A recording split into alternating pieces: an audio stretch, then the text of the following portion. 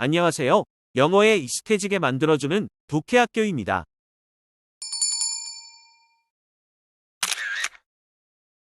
Lesson 19.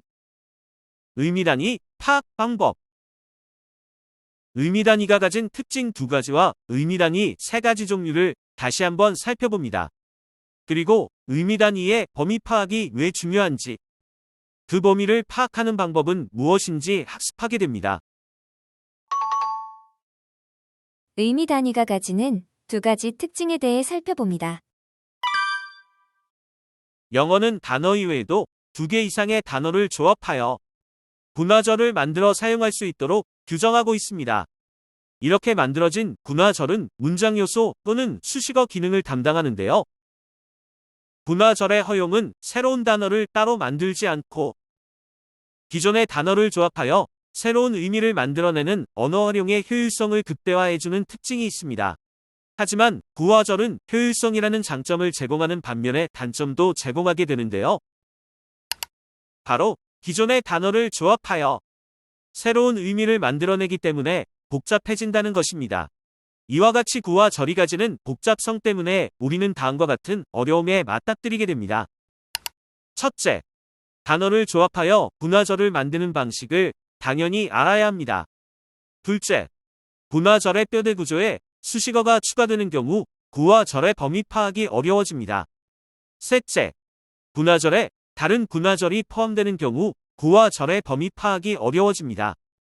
특히 두 번째, 세 번째 단점은 여러분이 해석을 할 때 어려움을 겪는 주요 원인으로 작용하는데 기본적인 구의 구조에 대한 지식과 수식관계 파악 능력을 통해서 쉽게 극복할 수 있습니다.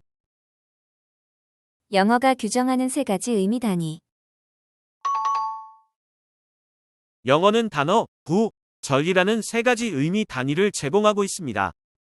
개별적으로 규정되어 있고 사전에서 의미와 사용법을 확인할 수 있는 단어는 문장에서 사용될 때 서로 다른 역할을 수행하는 8가지 종류의 단어를 규정해 놓고 있습니다. 8가지 종류의 단어 중에서 동사, 명사, 대명사, 형용사가 문장 요소 역할을 담당하고 있습니다. 형용사의 경우 수로로 사용되는 동사 중에 형용사를 보어로 요구하는 동사가 있으므로 기억해 두세요. 수식어로 기능하는 단어의 종류는 형용사와 부사가 있습니다. 특히 수식어로 기능하는 형용사이지만 앞서 보았듯이 형용사가 문장 요소인 보어로 기능하는 경우와 구분할 수 있어야 합니다. 수식어로 기능하는 의미 단위인 전치사구를 만드는 목적에 활용되는 단어의 종류는 전치사입니다. 병렬 구조나 문장 결합 시 활용되는 단어의 종류는 접속사이고 감탄사는 감탄을 표현하는 단어의 종류로서 오로지 리액션만을 위해서 존재합니다. 단어는 그 자체로 정의되어 있기 때문에 구분과 파악이 어렵지 않습니다. 그런데 같은 스펠링이지만 발음이나 의미가 다르게 사용되기도 하는 단어의 존재, Homonym. 그리고 수나 시제에 따라 형태를 변형해주는 인플렉션 현상은 혼란을 주기도 합니다. 두 개 이상의 단어 조합으로 만들어진 의미 단위를 구라고 지칭하는데 우리가 학습 대상으로 삼아야 할 구 종류와 관련해서 한 가지 주의할 점이 있습니다. 문법책은 두 개 이상의 단어가 결합한 특정 결과까지도 구로 지칭하는 경우가 있는데 동사구와 명사구가 대표적인 예입니다. 시제, 태, 범을 표현하기 위해서 수로에 포함된 조동사 플러스 동사를 동사구로 말하기도 하고 수식어와 결합된 명사를 명사구로 지칭하기도 합니다. 하지만 동사구나 명사구는 각각 시제, 태, 범 및 수식관계에 의한 문법 표현 방식으로 처리하는 것이 여러분의 학습 혼란을 줄이는 방법입니다. 그렇다면 여러분이 학습해야 할 대상이 되는 구는 무엇일까요? 구의 개념에 대한 혼란을 주는 것이 아니라 단어처럼 문장 요소나 수식어로 활용되고 명확한 기능을 가지고 있는 두 가지 구인 전치사구와 완전한 수로구를 학습해야 할 대상에 구로 간주하고 연습해서 익숙해지세요. 전치사구는 전치사가 명사나 대명사와 결합하여 만들어지는 구입니다. 명사나 대명사 대신에 명사 기능을 수행하는 동명사구나 명사 기능을 수행하는 절과 결합되어 만들어지고 전치사와 결합한 명사나 대명사는 수식어를 가질 수 있습니다. 이때 전치사가 명사 역할을 하는 군화절과 결합하거나 수식어를 가지는 경우 전치사구는 길어지고 구조는 복잡해집니다. 완전한 수로구는 완전한 수로 구조에서 수로의 형태를 변형시켜서 만들어지는 구입니다. 준동사구로 불리기도 하지만 구의 범위 파악이 중요하다는 관점에서도 문장의 핵심 구조인 완전한 수로가 갖추어야 할 여러 가지 특성을 가진다는 측면에서도 완전한 수로구로 지칭하는 것이 학습 효과 측면에서 나은 용어 선택입니다.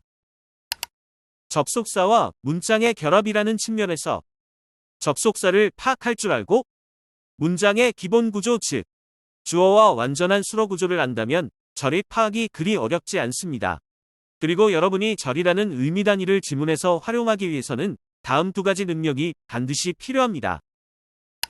문장 요소를 파악하는 능력이 필요하고 전치사구와 종속절을 구분하기 위해 접속사 파악 능력이 필요합니다. 특히 전치사와 접속사 두 가지 기능을 모두 수행할 수 있는 접속사도 있으므로 더더욱 구와 절을 구별할 수 있도록 주어와 수로는 최소한 파악할 수 있어야 합니다. 의미 단위의 범위를 파악하는 것이 왜 중요한지 알아보겠습니다. 구에 대해서는 시작점만 알고 있으면 된다는 식으로 이해하고 넘어가는 경우가 있습니다. 그래서 투 부정사구가 아니라 투부정사라고 지칭하는 경우가 흔하게 일어납니다. 하지만 이는 문장에 포함된 다른 단어, 구와 절을 의미 단위로 이식하는 데 영향을 주기 때문에 구의 범위 파악에 특히 주의해야 합니다. 투 부정사구의 범위를 이런 식으로 잘못 잡을 경우 원래는 투 부정사구에 포함되어야 하는 단어가 남겨지게 되고 해당 단어들이 문장 요소인지 수식어인지 파악하지 못하게 됩니다. 그래서 문장이 뜻하는 바를 제대로 이해하지 못하는 결과를 가져옵니다. 두 개 이상의 절이 연이어 오거나 삽입되는 경우를 제외하고 절의 파악은 그다지 어렵지 않습니다. 그리고 이 경우에도 컴마로 삽입된 절을 분리해주는 것이 일반적이므로 절의 구분과 파악에 커다란 어려움을 느끼지 않게 됩니다. 하지만 절의 범위를 명확하게 판단할 수 있는 능력은 문장 내용 구조 분석이나 해석을 위해서 매우 중요한 능력입니다. 범위 파악의 중요성을 살펴봤으니 이제는 두 가지 구의 의미 단위 파악 방법을 학습하겠습니다. 그리고 파악 방법에 충분히 익숙해져야 직독직해도 가능해집니다. 전치사구는 전치사로 시작됩니다. 문장에서 전치사를 만나게 되면 다음 세 가지 사항을 확인하여 전치사구의 범위를 판단하세요. 첫째, 전치사와 결합한 명사 대명사 또는 명사 기능을 수행하는 동명사구나 명사절을 먼저 찾습니다. 둘째, 전치사와 결합한 명사 혹은 대명사에 대한 수식어를 확인합니다. 셋째, 전치사부터 전치사와 결합한 명사 대명사의 후치 수식어까지가 전치사구의 범위입니다. 완전한 수로구는 문장 내용의 핵심 구조인 완전한 수로를 그대로 사용하는데 세 가지 종류의 완전한 수로구가 구분되도록 수로의 형태를 변형시킵니다. 첫째, 투 부정사구의 투는 완전한 수로구의 시작점입니다. 둘째, 완전한 수로구에 포함된 수로, 목적어, 보어를 수식하는 모든 수식어를 포함하여 완전한 수로구의 범위를 잡아주세요. ing 형태의 동사는 완전한 수로구의 시작점으로 여러분들이 동명사구로 봐왔던 완전한 수로구입니다. 둘째, 완전한 수로구에 포함된 수로, 목적어, 보어를 수식하는 모든 수식어를 포함하여 완전한 수로구의 범위를 잡아주세요. 분사 형태의 동사는 완전한 수로구의 시작점으로 여러분이 분사구로 봐왔던 완전한 수로구입니다. 둘째, 완전한 수로구에 포함된 수로, 목적어, 보어를 수식하는 모든 수식어를 포함하여 완전한 수로구의 범위를 잡아주세요. 특히 분사 형태의 완전한 수로구는 앞서 보았던 문장 요소로만 기능하는 동명사구와 달리 수식어로만 기능하는 완전한 수로구라는 것을 알아두어야 합니다. 절의 의미 단위 파악 방법을 알아보겠습니다. 문장 결합 방식에 따른 접속사의 종류에 따라서 두 가지 절이 존재합니다. 하나는 등위 접속사에 의해서 문장과 문장이 결합되어 만들어지는 등위절이고 또 다른 하나는 종속 접속사에 의해서 만들어지는 종속절입니다. 등위 접속사에 의해서 문장과 문장이 결합되어 만들어지는 등위절을 파악하는 방법은 다음과 같습니다. I called them. I heard their phones ringing in the room. 즉, 접속사를 포함하지 않은 각각의 결합된 문장을 등위절로 잡습니다. 그러나 종속절은 종속 접속사 그리고 종속 접속사와 결합된 문장입니다. which then creates an emotional echo that makes us feel accordingly. 즉, 종속 접속사를 종속절의 시작점으로 잡아주어야 합니다. 오늘 레슨에서는 세 가지 의미 단위와 범위 파악 방법에 대해 살펴보았습니다. 다음 레슨에서 또 만나요. 독해학교